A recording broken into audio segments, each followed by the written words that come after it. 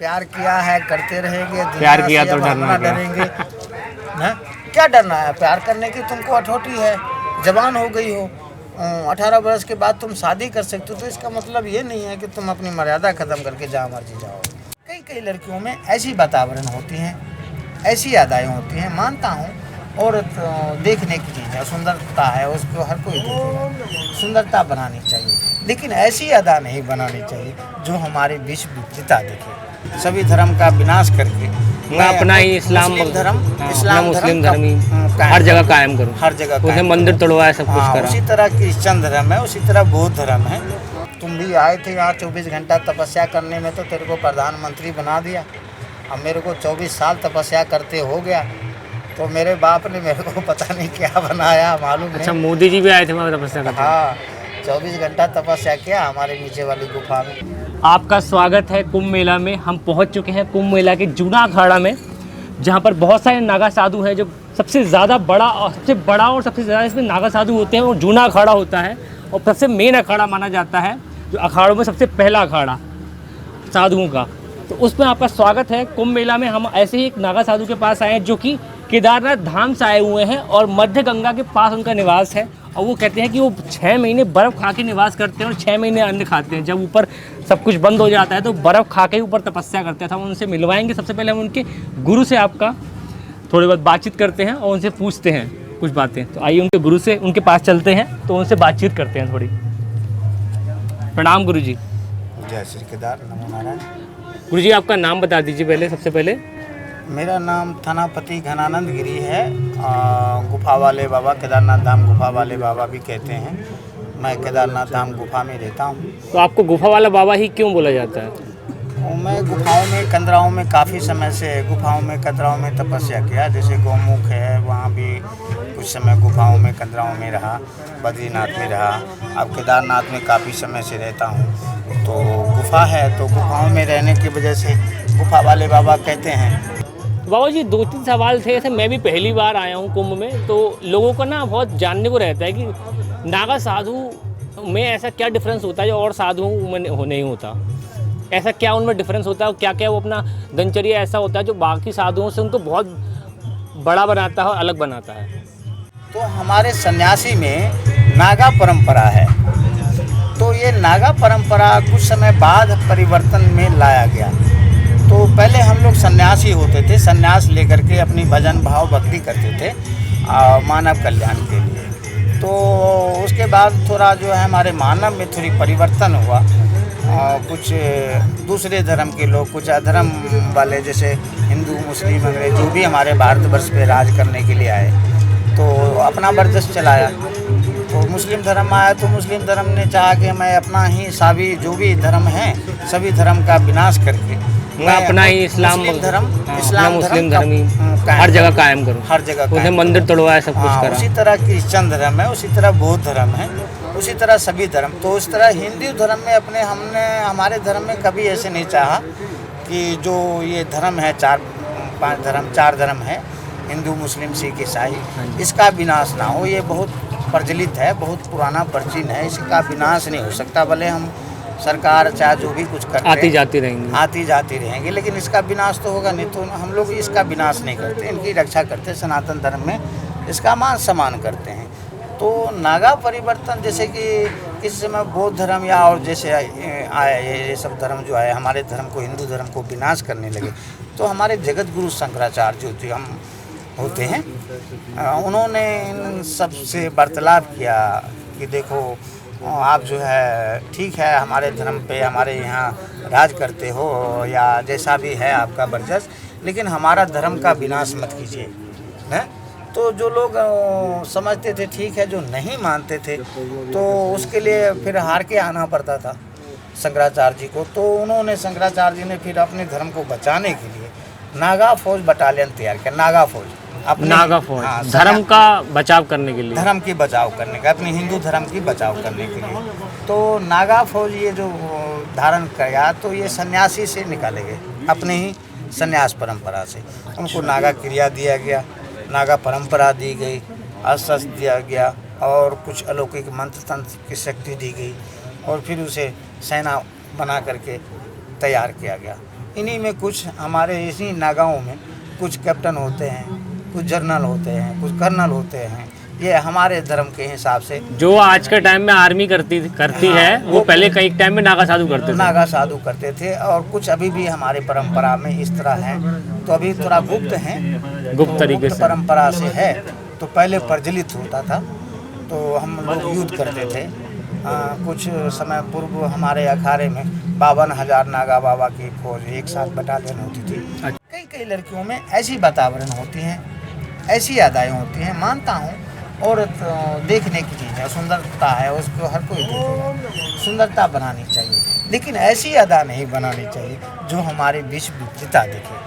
तो आज हमारे हम सब उसको जो है फैशन समझ करके और मजबूरी समझ करके त्याग दे, जो मर्जी में आ रहे हैं आप। लेकिन महाराज जी ये भी तो कह सकते हैं ना कि इंसान आदमी की भी सोच सही होनी चाहिए ना। हम अगर कोई लड़की थोड़ा सज धज के निकल ले तो लड़कों को भी अपना दिमाग थोड़ा संतुलन ऐसा रखना चाहिए। हमारे लड़कों को भी, उनको भी ऐसा रखना चाहिए। लेकिन कुछ अदाएँ ऐसी है जो लड़का नहीं बर्दाश्त कर सकते ना वो कर सकती हैं। हमारे युवाओं में कुछ ऐसी कमियां आ गई। पहले हम एक दूसरे माँ बहन, हमारे गांव की लड़कियां होती थी तो उसे हम बहन समझते थे, बहन भाई समझते थे। अब पड़ोसी की लड़की को बहन भाई नहीं समझते। भगवान कृष्ण ने इसी सवाल पर, तुम्हारे ही जैसे एक सवाल पर भगवान कृष्ण ने इस संसार को प्रेम करके दिखाया। बिल्कुल उन्होंने प्रेम किया नहीं अपने लिए, उसको प्रेम करने की जरूरत नहीं थी। प्रेम करने की एक नाटक कृष्ण जी ने द्वापर में करके हमारे मानव को दिखाया। कहाँ हमें प्रेम करना चाहिए, कहाँ करना चाहिए, कैसे करना चाहिए, हाँ कैसे करना चाहिए, किससे करना चाहिए है? तो उन्होंने दो प्रेम का रास्ता दिखाया, एक मीरा और एक राधा। तो राधा का प्रेम तो उनको सुलभ से हो गया, और मीरा का प्रेम उसको प्राप्त नहीं हुआ, जहर पीना पड़ा। भगवान होते हुए पर भी प्राप्त नहीं कर सके, ना ही भगवान उसका उल्लंघन किया। अगर भगवान उल्लंघन करते थे तब तो मिल जाते थे, लेकिन भगवान भी मर्यादा का उल्लंघन नहीं किए, वो तो नाटक कर रहे थे। तो उन्होंने देखा कि राधा जो थी उसी की कुल की थी, उसके बाप भी राजी हो गया, उसके बाप भी राजी हो गया ना। बोला यार जब तेरे छोरी है मेरे छोरे से प्रेम करे, तू बोल ही दिया तो हम दोनों दोस्ती है, अब संबंधी का संबंध हो जाता है। शादी तो रुक्मणी से हुई थी, मतलब एक कह रहा हूँ संबंध बना लेते हैं। अच्छा ना, तो वहाँ वो राजी हो गए। यहाँ मीरा के बाप को बोला कि शादी करवा देते हैं कृष्ण से, मैं शादी करूँगी तो कृष्ण से करूँगी। हाँ। बोला ऐसा नहीं हो सकता, मैं तुझे मार सकता हूँ, जहर दे सकता हूँ, लेकिन कृष्ण से शादी नहीं करूँगा। वो भले सब कुछ है, ग्वाला है, छलिया है, भगवान है, कुछ भी हो, हाँ। उससे नहीं करूँगा। कारण मैं क्षत्रिय कुल का हूँ, कुल में आ गया, वो चंद्रवंशी कुल का है, जात आ गया। तो इसलिए मैं तुमसे मैं अपने वचन से नहीं करूँगा, मैं धर्म परिवर्तन नहीं करूँगा। हमने धर्म परिवर्तन कर लिया तो हमको बहुत बड़ा कर, इसलिए माना नहीं। तो इसीलिए देखना चाहिए आज हमें प्रेम कहाँ करना चाहिए। आज हम कहीं भी प्रेम कर देते, छोकरी वो सुंदर है, वो चाहे छोटी जाति को हो चाहे बड़ी जाति को हो, ये पता नहीं है, लेकिन हम उसी से प्रेम करेंगे। हमें मिलना चाहिए। अच्छा, मिलना भी चाहिए, हमें मिलना चाहिए, क्योंकि मैं प्रेम कर रहा हूँ, तुमने प्रेम करने वक्त सोचा नहीं, जो छोटी जाति का है कि बड़ी का है कि धर्म कर रहा हूँ। तो बाबा जी फिर जाति देख के प्यार करना चाहिए। हाँ, ये आप कहना चाह रहे हैं? कृष्ण ने दिखाया है। अच्छा ना, बिना आप देखो, अगर ये जाति का नहीं होता मसला तो भगवान कृष्ण को मीरा से भी, मीरा के पिता भी शादी कर देता। अच्छा, ये धर्म के आधार पर गलत है।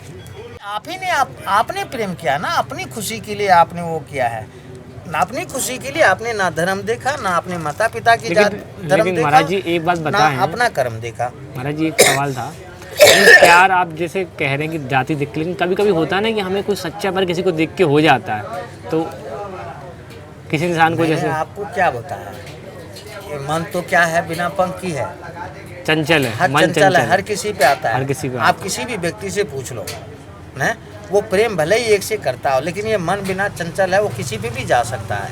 अगर मन मेरा चंचल है, मन वो रसगुल्ला खाने को कर रहा है, लेकिन हम कंट्रोल तो हमें करना है। बिल्कुल, बिल्कुल। हमें तो मालूम है वो रसगुल्ला दूसरे की है कि वो खरीदना पड़ेगा कि वो फ्री में मिल रहा है। बिल्कुल बिल्कुल। प्यार किया है, करते रहेंगे। दुनिया प्यार किया से तो अब डरना हम क्या? डरेंगे ना? क्या डरना है? प्यार करने की तुमको अठोटी है, जवान हो गई हो, 18 वर्ष के बाद तुम शादी कर सकते हो, तो इसका मतलब ये नहीं है कि तुम अपनी मर्यादा ख़त्म करके जहाँ मर्जी जाओ। इससे तुमने वो मर्यादा ख़त्म करी है, हैं? जो हमारे परंपरा की पूर्वज की चीज़ है, चाहे वो हिंदू का हो, चाहे वो मुसलमान का हो, चाहे वो क्रिश्चियन का हो, चाहे वो सिख का हो। तो अब सोचता हूँ मैं भी करना, और लॉकडाउन को ख़त्म करने को हमारे बच्चों को बड़ा दुख दे रहा है, और थोड़ा मेरे को भी दुख हो रहा है, और काफ़ी टाइम हो गया है, और मेरे को जाना पड़ेगा। अब केदारनाथ गुफा में जाऊँगा तब ना तपस्या करूँगा। वो भी सुन रहे हैं कुछ लोग जो हमारी गुफा छीनने के लिए तैयार है, तो मैं तपस्या कहाँ करूँगा?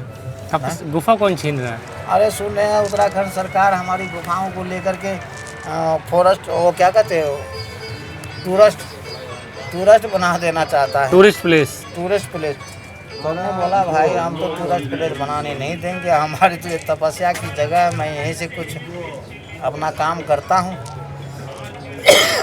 तुम भी आए थे यहाँ 24 घंटा तपस्या करने में, तो तेरे को प्रधानमंत्री बना दिया। अब मेरे को 24 साल तपस्या करते हो गया, तो मेरे बाप ने मेरे को पता नहीं क्या बनाया, मालूम अच्छा, नहीं। मोदी जी भी आए थे वहाँ तपस्या करते? हाँ, 24 घंटा तपस्या किया हमारे नीचे वाली गुफा में। अच्छा, आपके साथ ही किए थे क्या? हमारे प्रधानमंत्री, मैं उस समय था तो साथ तो नहीं रह सकता ना। अच्छा अच्छा। हाँ, तो उस समय वहाँ था। अच्छा, आप वहीं थे? गाइड गुइड था, हटा दिया था महात्माओं को, सब किसी को रहने नहीं दिया था। अच्छा, सबको हटा दिया था? जगह जगह में फॉरेस्ट बनाने के चाह रहे हैं। हमने कहा मोदी जी को रहना हो तो दे दूंगा मैं। अच्छा जी। सरकार को भी किसी को तपस्या करनी है, एसडीएम को, कलेक्टर को, डीएम को, आ जाओ तपस्या करने के लिए खाली है, आ सकते हैं, लेकिन ऐसे टूरिस्ट प्लेस नहीं बनाने टूरिस्ट की। बनाओगे इसके लिए मैं नहीं दूंगा। मैंने क्योंकि साधु संतों की जगह है। तपस्या की है मैंने काफ़ी, और आज भी मैं जिस प्रकार से तपस्या करता हूँ, तुम मेरे साथ 10 दिन कर लो, मैं छोड़ दूंगा गुफा तुमको। चलिए बाबा जी, बहुत बहुत धन्यवाद, आपने इतना सारी हमें ज्ञान की बातें बताई हैं। तो बाबा जी ने बहुत सारी बातें बताई हैं। बाबा जी ने बताया जैसे कि वो कोरोना के लिए भी बहुत सारी पूजा पाठ कर रहे हैं, जैसे कुछ हो, कल्याण हो, कोरोना ख़त्म हो। और जो उनके शिष्य हैं, तो उनका आप ये देख पा रहे होंगे सामने, जो ये सिर पे क्या बोलते हैं, ताज बोलते हैं इसको? मुकुट, रुद्राक्ष का मुकुट है। तो अभी जो है वो शिष्य हैं नहीं यहाँ पे, उनसे हम बात करेंगे। तो वो बता रहे हैं कि 11,000 से भी ज़्यादा रुद्राक्षों की माला है, तो उनसे भी हम बातचीत करेंगे। उनका ये फ़ोटो सामने है, तो उनका नाम भी है महंत विशिष्ट गिरी, तो उनसे बात करेंगे। अभी वो यहाँ पे है नहीं, शायद वो स्नान वगैरह करने गए होंगे। जैसे ही वो अपना श्रृंगार करेंगे, और ये जो 11,000 से भी ज़्यादाओं की मालाओं, रुद्राक्षों की जो माला ये पहनते हैं, उसको एक तरह से शिव का ही रूप बोला जाता है, जो इतने सारे रुद्राक्षों को धारण कर लेता है, जैसे उनके गुरुजी ने हमें बताया है। और उनके गुरुजी ने बहुत सारी बातें बताई हैं हमें, तो वो भी आपको पता चली हैं। तो बाबा जी ने बहुत सारी अच्छी अच्छी बातें बताई हैं। तो अभी इनसे बात हुई है, अब इनके शिष्य से बात करेंगे। तो जैसे ही शाम को आई थिंक वो श्रृंगार करेंगे, तो हम एक बार फिर बाबा जी के पास आएंगे और उनसे बातचीत करेंगे यहाँ के। चलिए बाबा जी, हम फिर आएंगे आपसे मिलने के लिए। ठीक है। हर हर महादेव। नारायण हर हर महादेव। जय श्री खिदा। आप सबको सुख शांति मिले।